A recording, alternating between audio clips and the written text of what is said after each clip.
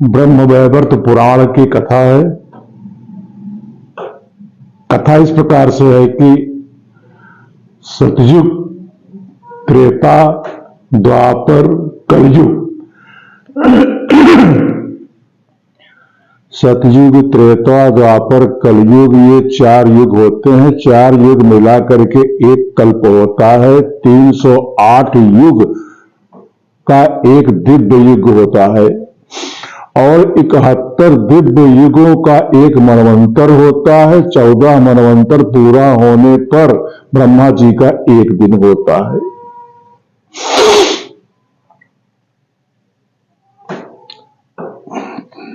ऐसे इसी प्रकार से 360 दिन जब बीत जाता है तो ब्रह्मा जी का एक वर्ष होता है। इस प्रकार 108 वर्ष ब्रह्मा जी की आयु निश्चित बताई गई है। यह परमात्मा श्री कृष्ण का एक निमेष मात्र कहा गया है। मतलब एक पार पलक गिर जाए इतना ही भगवान श्री कृष्ण का इतना समय होता है। जैसे जब काग भुसुंडी भगवान के उदर में समा गए थे और समा गए थे अंदर जाके फिर तुरंत निकल आए बाहर, इतने में ही 2 कग बीत गया था। तो जीव को जब ऐसी अवस्था प्राप्त होती है, चरम सुख भगवान का दिव्य लोक प्राप्त होता है, तो कितने युग कितने मनवंतर यहां बीत जाते हैं वो 1 सेकंड के बराबर भी नहीं होता है, पता लगता है। उसको पता ही नहीं, इतना निमग्न आनंद होता है भगवत प्राप्ति में कि समय का कोई ज्ञान ही नहीं रहता है। इस प्रकार से भगवान श्री कृष्ण का एक निमेष मात्र है। जैसे कहते हैं ना, कोटि कल्प काशी बसे, मथुरा कल्प 1000, एक निमिष सरजू बसे, तुलय न ताही भार। निमिष माने एक बार आंखों का पलक गिर जाना, इतना ही एक निमिष कहा गया है। इस प्रकार से जितना ब्रह्मा जी का 108 वर्ष की आयु है वो भगवान का एक निमिष मात्र कहा गया है। महर्षि इसी प्रकार से महर्षि मार्कंडेय ब्रह्मा जी की आयु के एक दिन के बराबर महर्षि मार्कंडेय जी की आयु बताई गई है। महर्षि मार्कंडेय जो है 7 कल्पों तक जीने वाले बताए गए हैं। इस प्रकार सृष्टि की रचना करके भगवान सृष्टि की रचना इस प्रकार से किए और करने के बाद भगवान श्री कृष्ण जो थे वो गोलोक धाम गए। वहां पर गोलोक धाम में बहुत ही ज्यादा सुंदर सृष्टि की रचना, जो गोलोक धाम को देखना चाहें यहीं से वो अपने अनुभव से ही देख सकते हैं, बशर्ते मन निर्मल करके, आहार शुद्धि करके, भागवत स्वरूप का स्मरण ध्यान करके अगर वो चाहें तो गोलोक धाम यहीं से देख सकते हैं। यहां से देखने पे गोलोक धाम कैसे दिखाई पड़ेगा, मानसिक अवस्था में बता रहा हूं कि गोलोक धाम कैसे दिखाई पड़ेगा। कम से कम ज्यादा कल्पना तो हम लोग कर ही नहीं सकते हैं, लेकिन जितनी कल्पना है उतनी ही कल्पना करके देखते हैं। जैसे मान लीजिए 50, 60, 70, 80, 100 बीघे का एक मैदान है। उस मैदान में एक कल्प वृक्ष लगा हुआ है।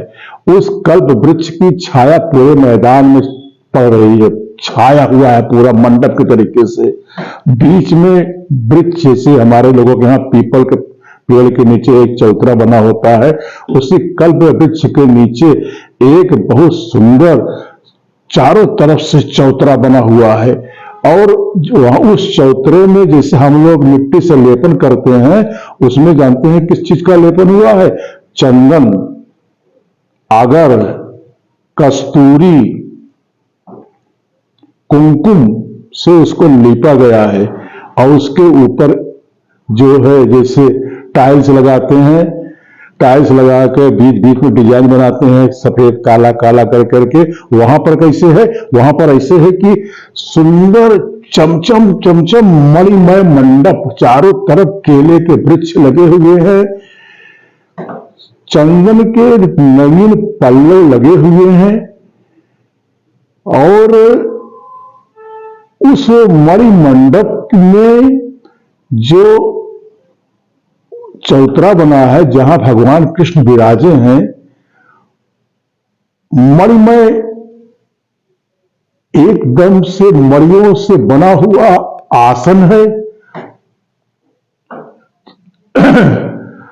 और जो उस भूमि की डिजाइन है गोलाकार, वहां पर जो दीपक रखे गए हैं, दीपक नहीं है असल में, वो मणिमाणिक रखे गए हैं, नागमणि, गोमेद, पुखराज, नीलम, पन्ना, हीरा, वो जगमग जगमग दीपक की भांति जल रहे हैं।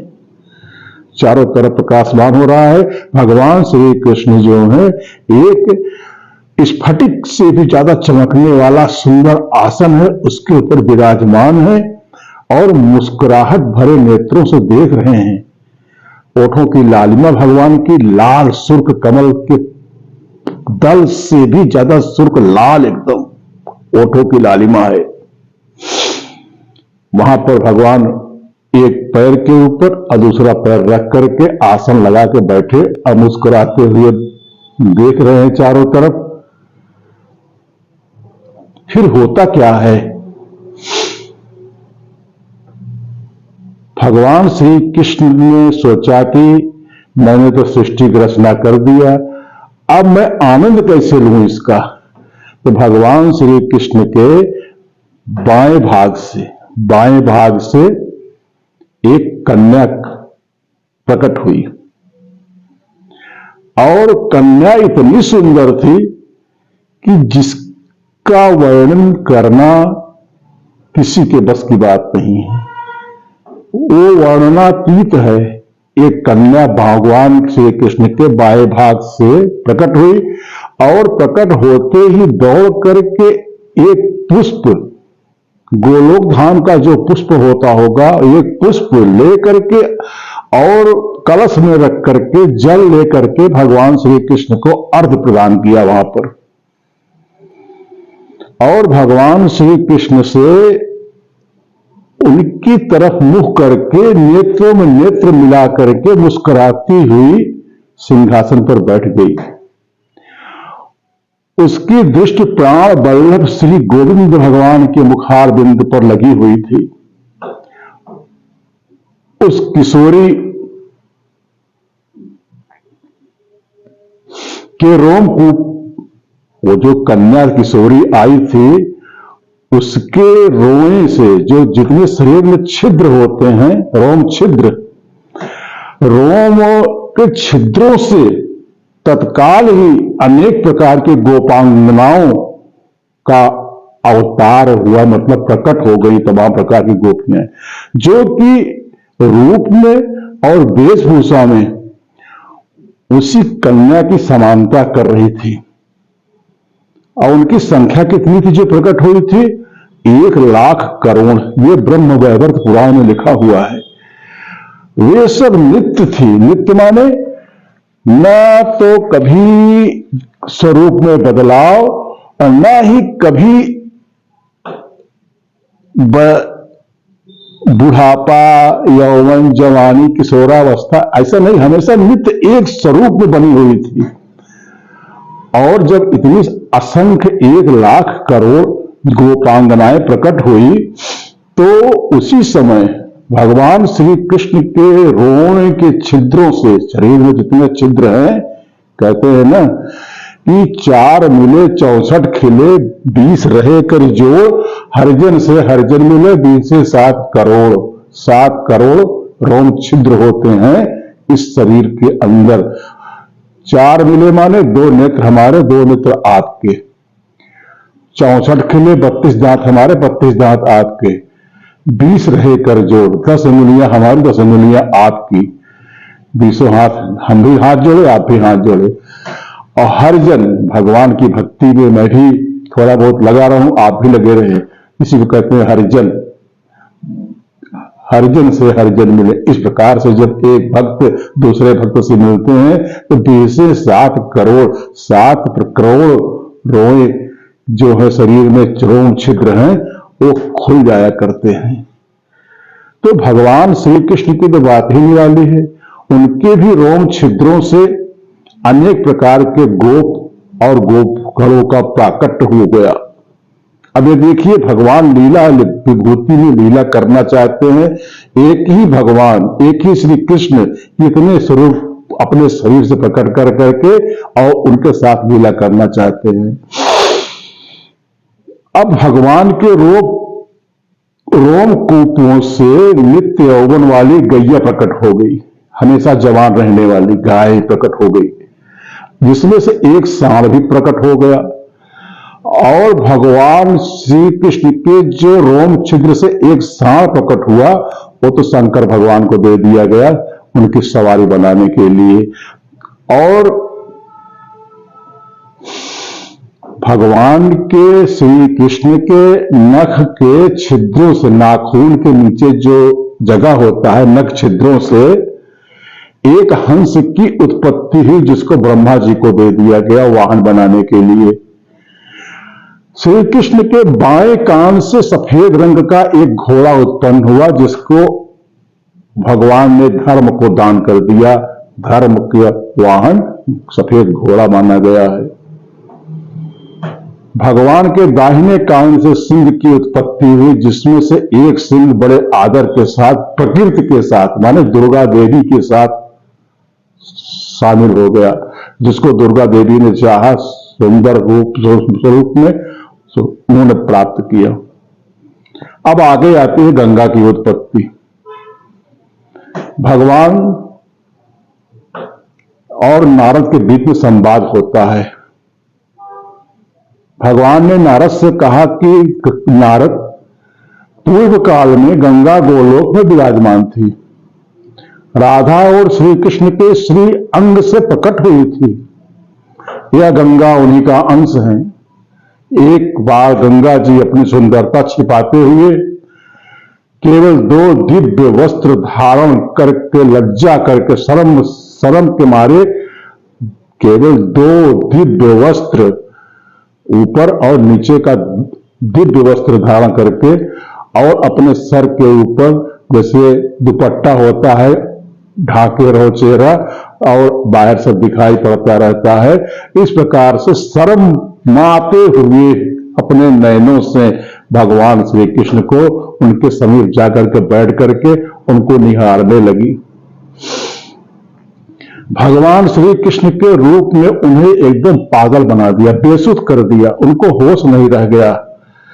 इतने में राधिका जी वहां पधार कर विराजमान हो गई। राधिका जी विराजमान हो गई, उनके साथ असंख्य गोपियां भी थी। उस समय राधा जी क्रोध की लीला करना चाहती थी। अब राधा जी के क्रोध की लीला भगवान खुद डर जाएंगे। क्रोध के कारण राधिका जी का ओठ फड़क रहा था। उनको पधारे देख करके श्री कृष्ण भगवान अपने आसन से उठ गए और कुछ हंस करके आश्चर्य प्रकट करते हुए, आओ दीदी आओ, मीठे मीठे वचनों से उनको मोहित करने लगे, बातचीत करने लगे। उस समय जो गोपगण थे वहां पर असंख्य, उनके भय की कोई सीमा नहीं थी, बहुत डर गए थे सब, कहीं प्रलय न हो जाए राधिका जी का कोप देख करके।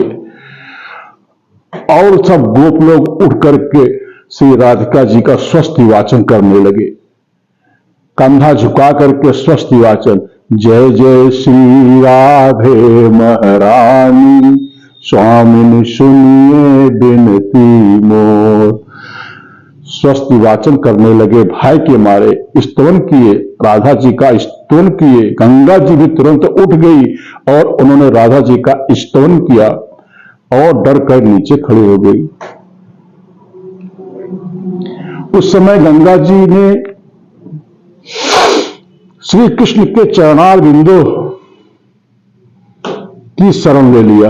गंगा जी भी डर गई और भगवान श्री कृष्ण के चरण में जाकर के शरण होकर के प्रार्थना करने लगी श्री कृष्ण से कि रक्षा करो प्रभु मेरी।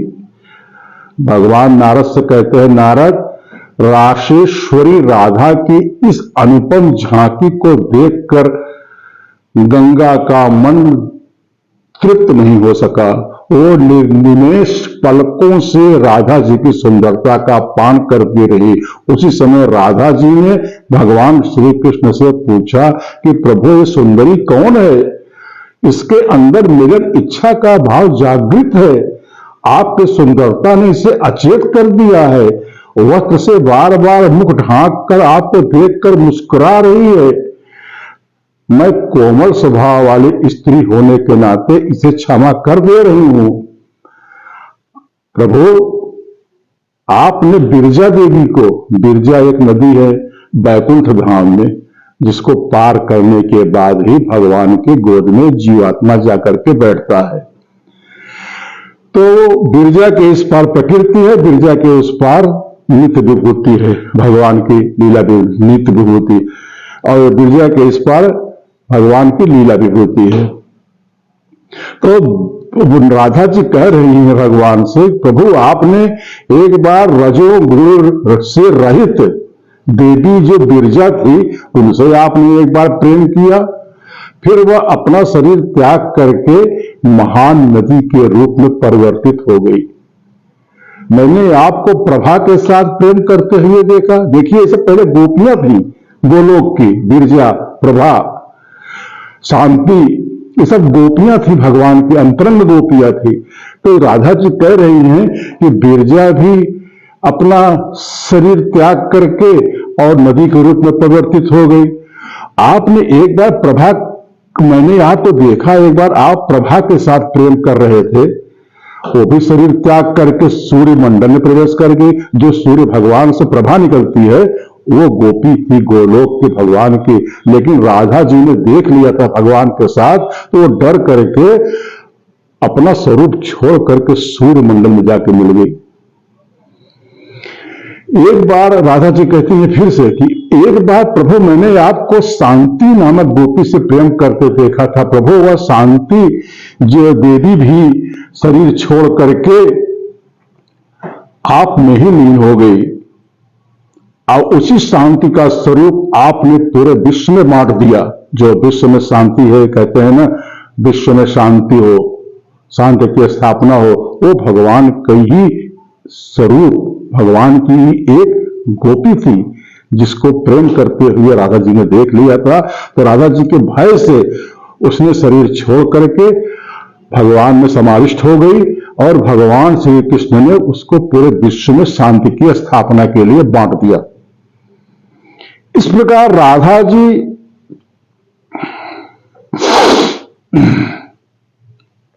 श्री कृष्ण भगवान से वार्तालाप करते हुए श्री गंगा जी से कुछ कहना चाहा, और गंगा जी योग में परम प्रवीण।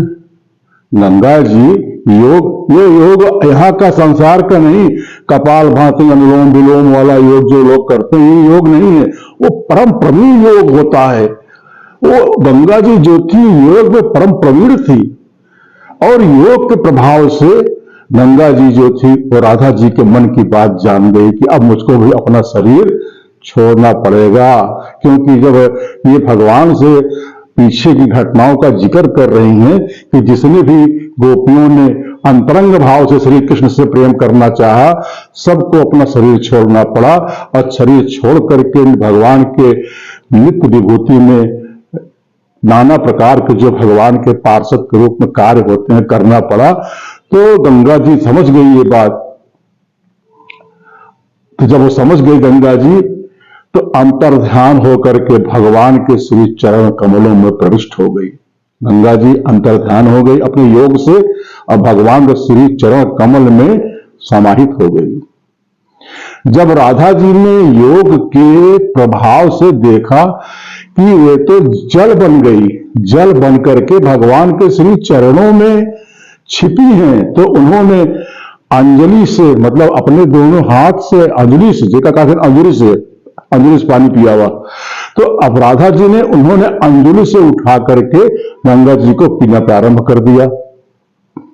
भगवान के श्री चरणों में गंगा जी छिपी तो थी, और राधा जी जब पीना प्रारंभ कर दिया तो गंगा श्री भगवान चरण कमलों में एकदम से लीन हो गई। तब राधा ने गोलोक, वैकुंठ लोक, ब्रह्मलोक सभी जगह ढूंढा, परंतु वे कहीं नहीं मिली। सभी लोकों में सूखा पड़ गया।